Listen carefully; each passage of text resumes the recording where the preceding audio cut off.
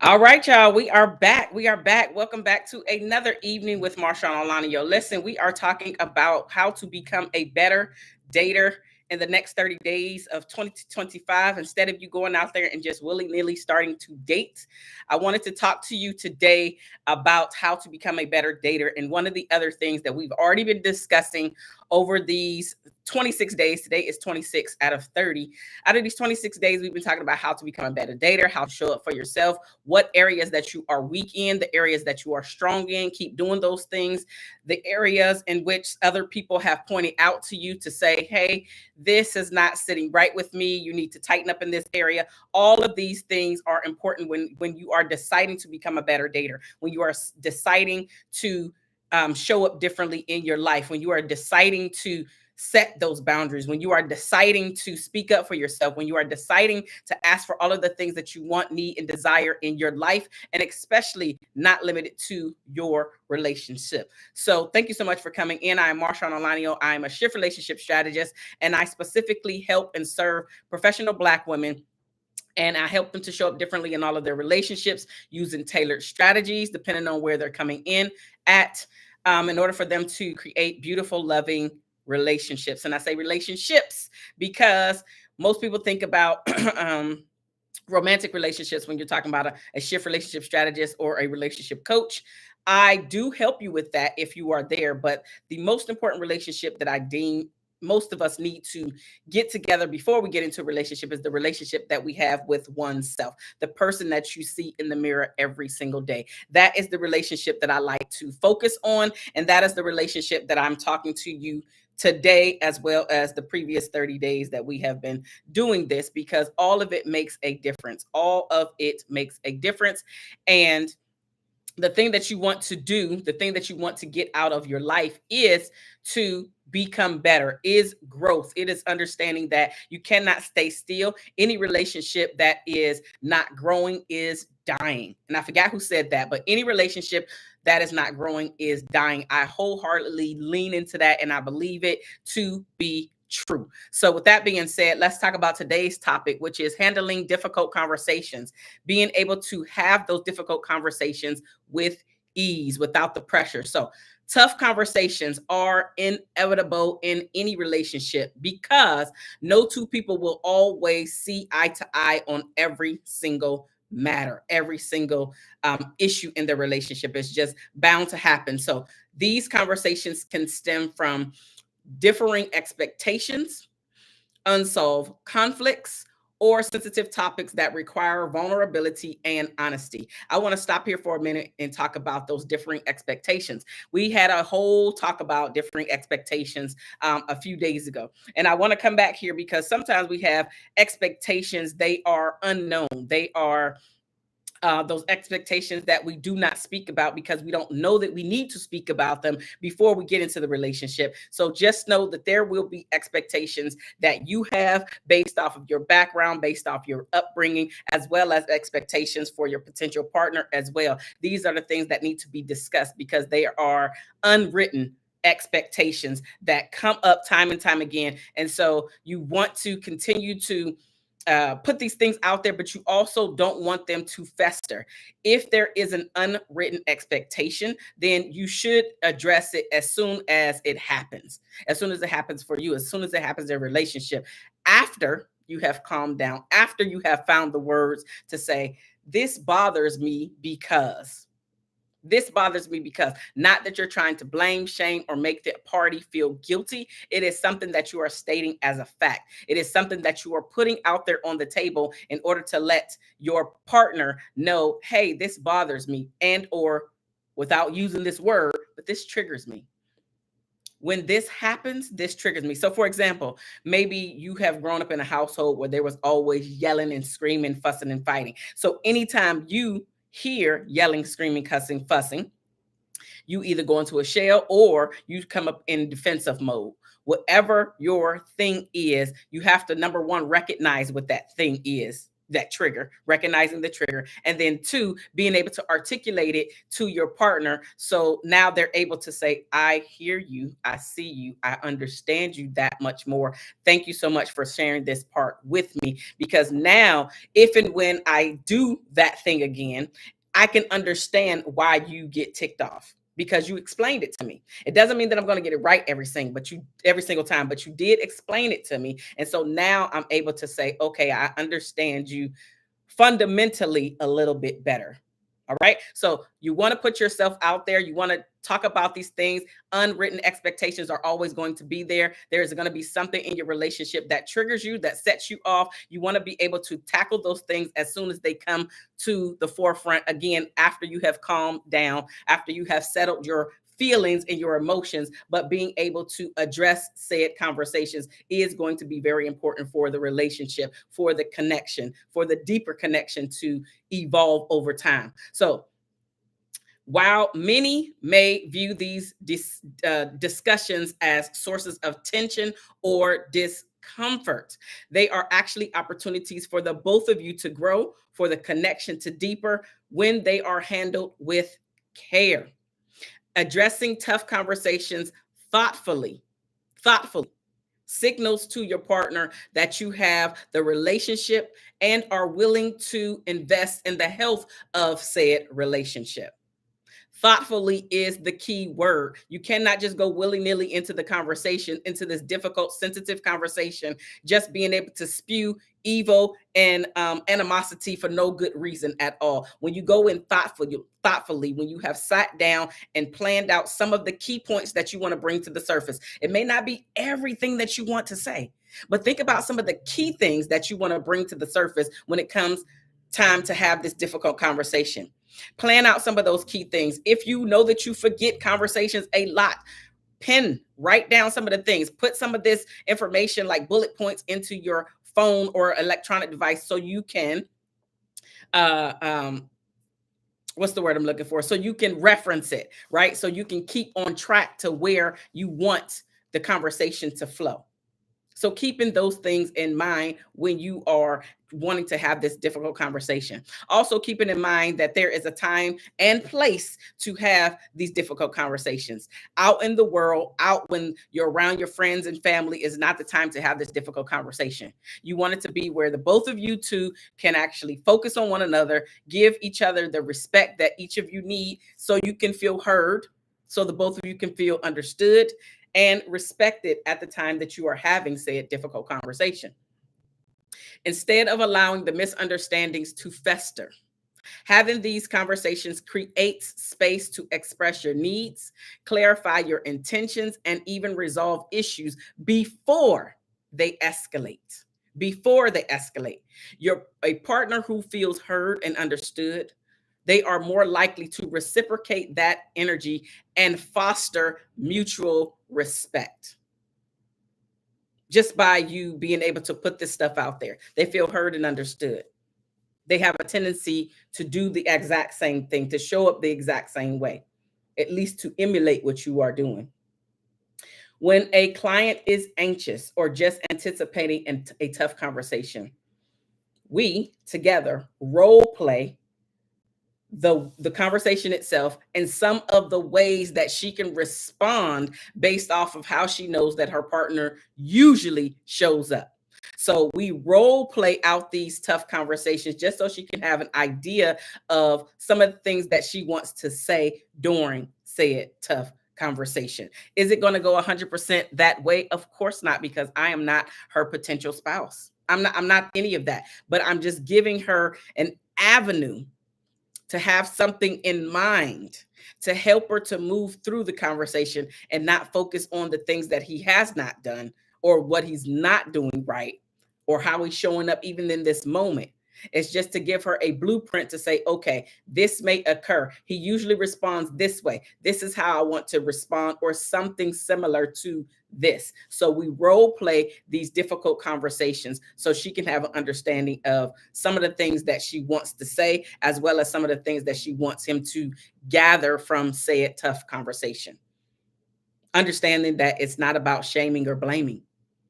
It's about understanding. It's about putting herself out there. It's about showing up and being vulnerable. It's about allowing your wall to come down so you can connect on a deeper level. So anytime that happens, a difficult conversation, they're having anxiety about having it, we role play out the scenario. And this helps to ease the tension, but it also helps my client to gain the confidence to actually go and have said tough conversation instead of allowing this stuff to stay stuck and fester within her. It allows her to gain the confidence to say, this needs to happen, even though I'm a little afraid of what's going to be said, how it's going to be received, if I'm going to be taken seriously. I need to still get this stuff off of my chest instead of allowing it to just grow and grow. And with that growth comes the distance. You're not staying connected if you're allowing things to fester. If you're continuously sweeping things under the rug and never facing them, you will not create a deep connection. Also, you won't feel safe in that relationship. And when you don't feel safe, do you really want to be around a person that you don't feel safe with? No. Long term, do you see yourself building a healthy life with this person? You may stay and use them for whatever, how it's going to benefit you, but you really staying there to stay connected, to really build and foster a deep relationship with this person is not something that's going to happen. So keeping all of this in mind, role play if you must. Write down these things if you must before you have the conversation, right? So just giving you some ideas, but also helping you to become clear and get the confidence to have said conversation. So here are some strategies in order to cultivate thriving relationships and why you need to handle the tough conversations with grace. The first one is that it improves the relationship satisfaction. So according to the Gottman Institute, couples who engage in healthy conflict resolution are 31% more likely to report satisfaction in their relationship. It also reduces misunderstandings. Research shows that 67% of conflicts arise from misunderstanding. When you do this, it fosters clarity and it minimizes the assumptions.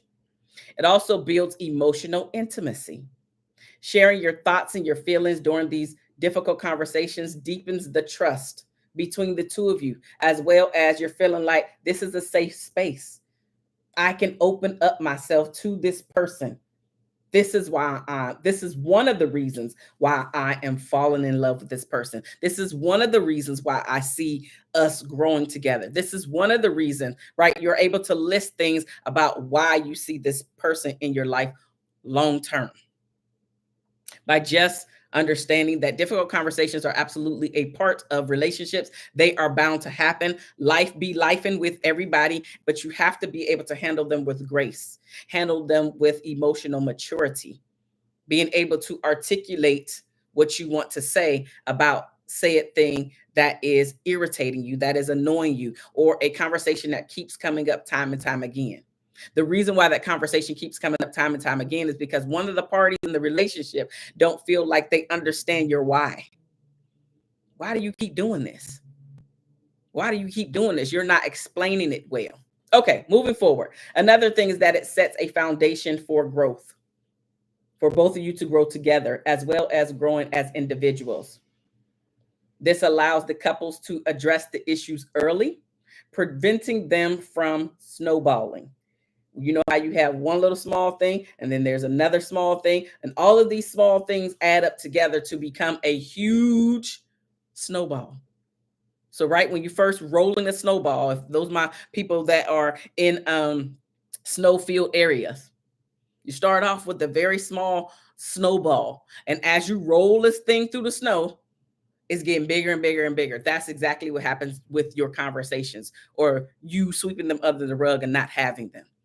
Those very small conversations, individual conversations, absolutely become bigger over time. So, setting the tone for healthy, tough conversations.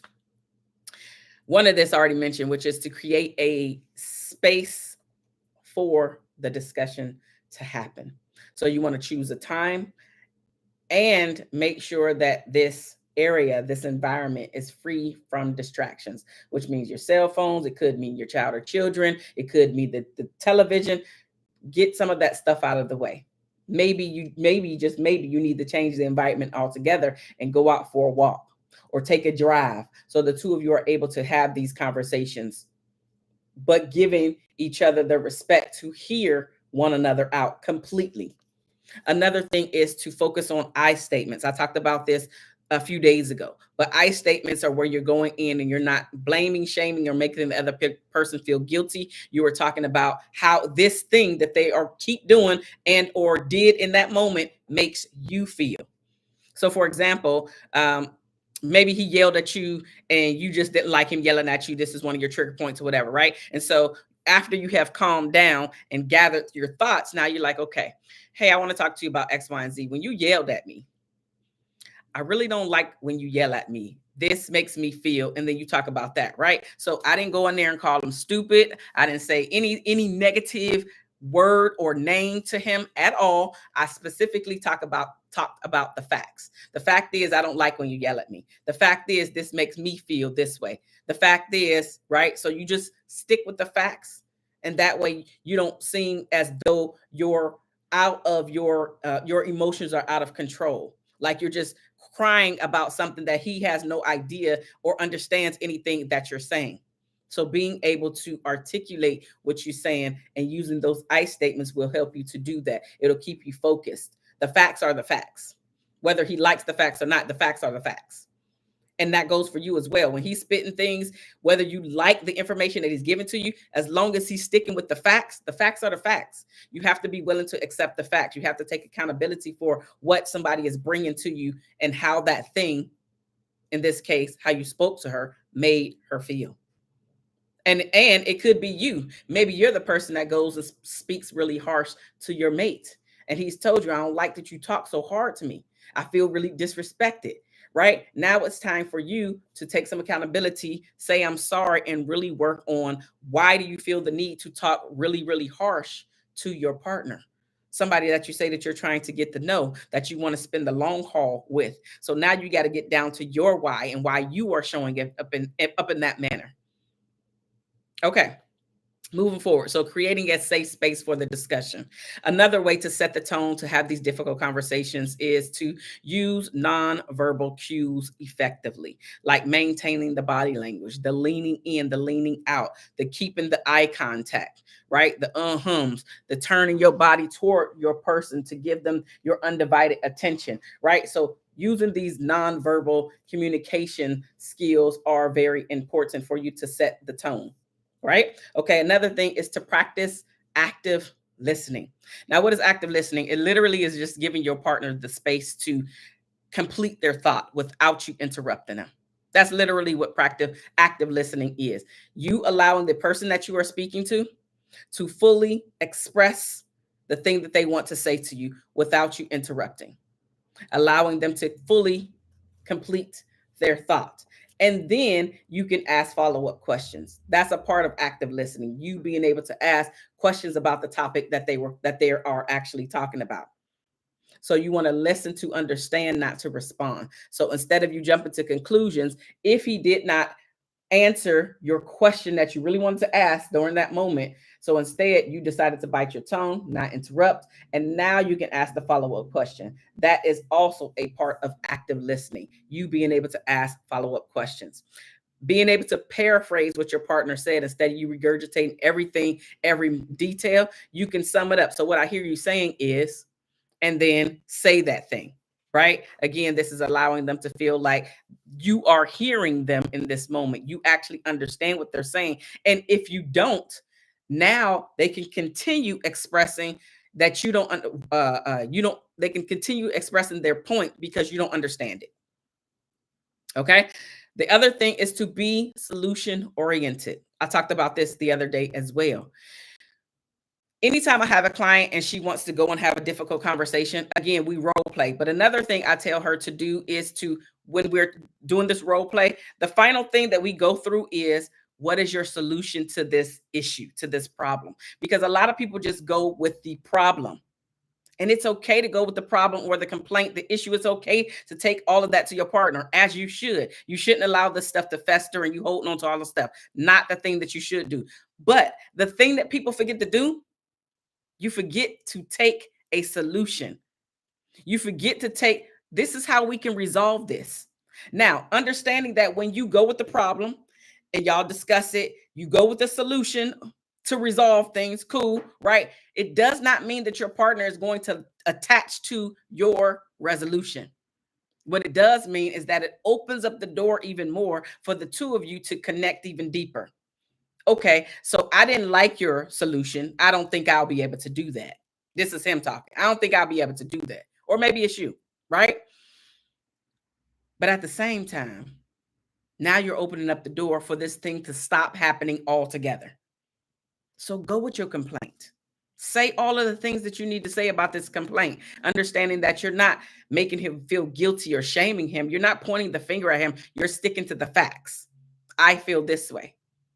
But also now you're taking this resolution with you, or the solution, the one that you came up with. Maybe you come up with one or two and he don't like neither one. But again, the conversation is being able to, okay, so you know what? I'm not able to do that. That doesn't feel natural to me. I don't feel like I need to do that, but I can actually do this. This is how a lot of these conversations can be had and also resolved in the moment. And then the final piece is literally giving them the time, whatever your time frame is, giving them the time to actually implement said solution. I know this is a lot, but if you think about it, it's mainly just common sense. You thinking about the environment, the timing, leaning in, right? Asking follow-up questions, actively listening, right? You being solution oriented, not just going with the complaint, being able to take the complaint as well as a possible solution. All of that matters when you're having a difficult conversation. Not blaming, shaming, really focusing on the issue, not focusing on the partner and what they're not doing. You're focused on that one specific issue so you can get that off of the table. So that's one thing off of the table, making you feel like I actually chose a really good partner. This person sees me. This person hears me. This person actually believes in what I believe in, because not only did he hear me out, he also is now willing to act differently in this area, which is going to help the both of you feel even more connected, where the trust level is going to raise even more. And if you cannot get any of this from your mate, it's probably not the mate for you. That person is probably not for you if they're not willing to put in the time, energy, and effort to make the relationship healthy, to also bring and add even more happiness to you, to see a smile on your face. If they're not willing to give and do what the two of you are talking about, they're probably not for you. And you have to be okay with that. Because in 2025, we're not bringing the same old habits and behaviors into this year. We're already 26 days into the year. And how much better could your life be if you made a decision to say, I'm not dealing with the same stuff that I dealt with. I'm actually choosing me this year. I put myself on the back burner too many times. I've accepted mess too much. I'm not doing that any longer. I want to become better so I can put positive energy out there, so I can attract somebody that where we on the same level and want to grow together, so we can build life together, whatever that looks like for you, because everybody doesn't want the same thing. There are some people that want long-term relationship, but they don't necessarily want the title of marriage. It just depends on where you're at, but know where you're at.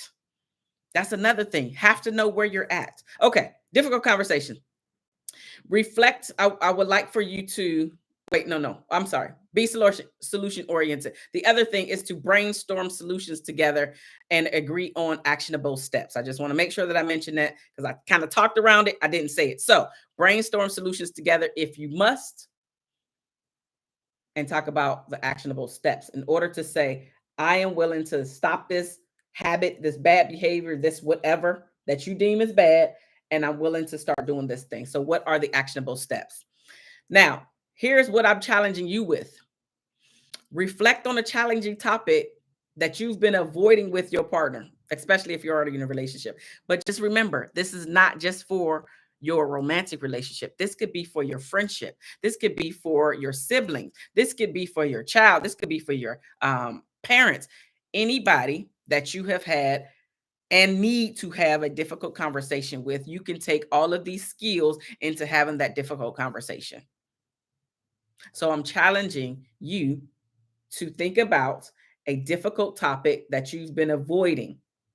I said with your partner, but I also named others, right? And then set aside some time this week or next. I'm saying this week since we're on Sunday, but you can do it next week, depending on their schedule as well, to address the points that you know you need to talk about. This is how to create a beautiful, lasting relationship. One of the ways, I should say, by making sure that you do have the difficult conversations, by having the courage to stop sweeping them under the rug, by having the courage to ask for the things that you need in your life, by having the courage to say enough is enough. I'm choosing me. If you're willing to go down the road with me, if you're willing to take this journey with me, I'm all for it. But enough is enough. Enough is enough.